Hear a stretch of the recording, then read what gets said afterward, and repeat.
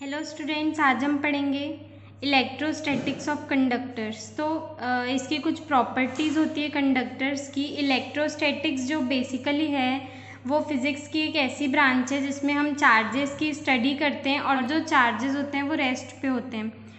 Electrostatics word से ही हम समझ सकते हैं कि इलेक्ट्रो का मतलब कि इलेक्ट्रिसिटी और इलेक्ट्रिसिटी आई मतलब कि चार्जेस तो आएंगे ही आएंगे। और स्टैटिक्स का मतलब होता है फिजिक्स में, स्टैटिक मतलब कि होता है रेस्ट पे, मतलब कि कोई भी चीज़ रुकी हुई है, वो मोशन नहीं कर रही है, वो एक ही जगह पर रुकी हुई है। तो इसकी हम कुछ प्रॉपर्टीज़ पढ़ने वाले हैं। तो हमारा फर्स्ट पॉइंट है कि जो कंडक्टर होता है उसके अंदर जो इलेक्ट्रोस्टैटिक फील्ड होती है वो ज़ीरो होती है। अब इलेक्ट्रोस्टैटिक फील्ड जो है बेसिकली वो इलेक्ट्रिक फील्ड ही है। हम प्रीवियस लेक्चर्स में पढ़ चुके हैं कि जो कंडक्टर होता है उसके अंदर में जो इलेक्ट्रिक फील्ड होती है वो ज़ीरो होती है। हमने चैप्टर 1 में पढ़ा था, properties of electric field lines में पढ़ा था कि जो इलेक्ट्रिक फील्ड होती है कंडक्टर में वो ज़ीरो होती है। तो वही यहाँ पे लिखा हुआ है कि जो कंडक्टर होता है उसमें इलेक्ट्रोस्टैटिक फील्ड ज़ीरो होती है। तो हमारा सेकेंड पॉइंट है, कोई भी हमारे पास एक चार्ज्ड कंडक्टर है, मतलब कि उसके अंदर में चार्जेस हैं, पॉजिटिव नेगेटिव चार्जेस प्रेजेंट हैं। तो किसी भी चार्ज्ड कंडक्टर के सरफेस पे जो इलेक्ट्रोस्टैटिक फील्ड होती है, मतलब कि जो इलेक्ट्रिक फील्ड होती है वो उस सरफेस के हर पॉइंट के परपेंडिकुलर होती है। मतलब कि सपोज करते हैं ये कोई सरफेस है, हमें इस पॉइंट पे अगर इलेक्ट्रिक फील्ड फाइंड करनी है तो वो उसके परपेंडिकुलर होती है। तो ये सिर्फ एक ही पॉइंट के लिए नहीं है, हम अगर कहीं पे भी निकालेंगे तो वो उसके रिस्पेक्ट में, उस सरफेस के रिस्पेक्ट में परपेंडिकुलर ही होती है। तो ये था हमारा सेकेंड पॉइंट। अब हमारा थर्ड पॉइंट जो है वो ये है कि कोई भी कंडक्टर है उसके अंदर में अगर वो रेस्ट पे है, वो जो कंडक्टर है वो रेस्ट पे है, वो मोशन में नहीं है, तो उसके अंदर में ज़्यादा चार्जेस नहीं हो सकते हैं। तो हमारा फोर्थ पॉइंट है कि जो इलेक्ट्रोस्टैटिक पोटेंशियल होता है, मतलब कि बेसिकली इलेक्ट्रिक पोटेंशियल की बात कर रहे हैं हम, वो कांस्टेंट होता है कंडक्टर के अंदर में भी और कंडक्टर के सरफेस पे भी। मतलब कि उसके अंदर और उसके सरफेस पे जो पोटेंशियल की वैल्यू है वो सेम रहती है, वो चेंज नहीं होती है, जैसी अंदर है वैसी ही बाहर होती है। तो हमारा फिफ्थ और लास्ट पॉइंट है, जो इलेक्ट्रिक फील्ड होती है किसी भी चार्ज्ड कंडक्टर के सरफेस पे, उसको हम इस फॉर्मूले से रिप्रेजेंट करते हैं, E is equals to sigma upon epsilon not n cap. हमने चैप्टर 1 में पढ़ा था एप्लीकेशंस ऑफ गॉस थ्योरम में, किसी भी सरफेस की वजह से जो इलेक्ट्रिक फील्ड का फॉर्मूला होता है वो E is equals to sigma upon epsilon not होता है। तो यहाँ पे जो सिग्मा है वो सरफेस चार्ज डेंसिटी है, जो कि हम चैप्टर 1 में पढ़ चुके हैं। और जो एन कैप है वो यूनिट वेक्टर है, जो एन कैप है वो यूनिट वेक्टर को ही रिप्रेजेंट कर रहा है, जो कि जैसा सरफेस है उसके नॉर्मल डायरेक्शन में होगा। जैसे कि ये सरफेस है तो उसके साथ 90 डिग्री का एंगल बनाएगा ये वेक्टर। तो अब हम चलते हैं हमारे नेक्स्ट कंसेप्ट पर, जो कि है इलेक्ट्रोस्टैटिक शील्डिंग।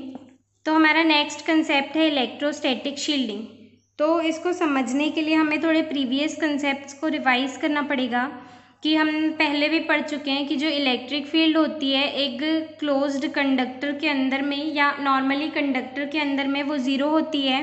वो ज़ीरो इसलिए होती है क्योंकि जब हम उस कंडक्टर को चार्ज देते हैं तो वो उसके पूरे सरफेस पे डिस्ट्रीब्यूट हो जाता है इक्वली, मतलब कि हर जगह पे इक्वल चार्ज डिस्ट्रीब्यूट होता है, तो उसके अंदर में कुछ भी चार्ज नहीं जा पाता। मतलब कि यहाँ पे एक वर्ड यूज़ हुआ है कैविटी। कैविटी मतलब कि उसके अंदर में कुछ होल है, या अगर हमें इलेक्ट्रोस्टैटिक शील्डिंग को समझना है तो हम एक ऐसा कंडक्टर सपोज करेंगे जो कि हॉलो सिलेंडर के टाइप का हो, मतलब कि उसके यहाँ पे तो चार्ज होगा।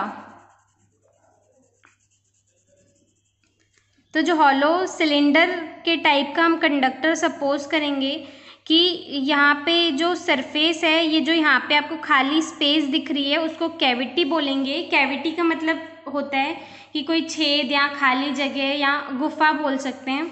तो जो चार्जेस अगर हम इस पे देते हैं तो वो सिर्फ उसके सरफेस पे ही रह जाते हैं, अंदर नहीं जा पाते हैं, क्योंकि वहाँ पे खाली जगह होती है। जिससे हमें ये पता लगता है कि जो इलेक्ट्रिक फील्ड होती है हॉलो कंडक्टर के अंदर में वो ज़ीरो होती है, क्योंकि वहाँ पे चार्ज प्रेजेंट नहीं होते हैं। तो ये जो था कि इलेक्ट्रिक फील्ड ज़ीरो होती है या चार्जेस ज़ीरो होते हैं, ये उन सभी बॉडीज़ के लिए सही है जिनमें उनके अंदर में कैविटी होती है। कैविटी मतलब कि खाली जगह या छेद।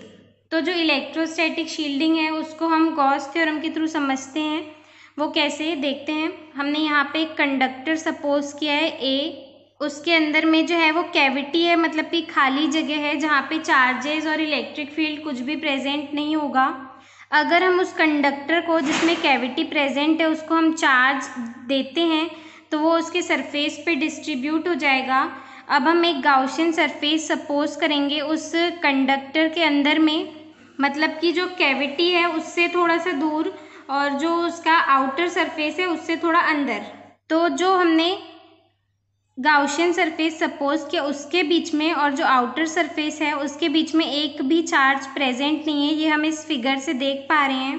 तो जो वहाँ पे इलेक्ट्रिक फ्लक्स होगा वो भी ज़ीरो होगा, क्योंकि इलेक्ट्रिक फ्लक्स का जो फॉर्मूला है वो electric field into surface area होता है। तो उसके अंदर में इलेक्ट्रिक फील्ड प्रेजेंट नहीं होगी क्योंकि वहाँ पे चार्जेस नहीं है। जो चार्जेस है वही इलेक्ट्रिक फील्ड कंसिस्ट करते हैं। तो जो इलेक्ट्रिक फील्ड होगी, इलेक्ट्रिक फील्ड, फ्लक्स और चार्ज जो होगा वो उसके अंदर में ज़ीरो होगा। तो जो वैनिशिंग, मतलब वैनिशिंग यहाँ पे एक वर्ड आया है, वैनिशिंग मतलब कि गायब हो जाना। तो इलेक्ट्रिक फील्ड जो है हमें कंडक्टर के अंदर नहीं मिलती है, गायब बोलेंगे उसको, मतलब कि हमें नहीं मिल पाती है, जिसके अंदर में कैविटी होती है। तो हम उसी को इलेक्ट्रोस्टैटिक शील्डिंग बोलते हैं। Thank you.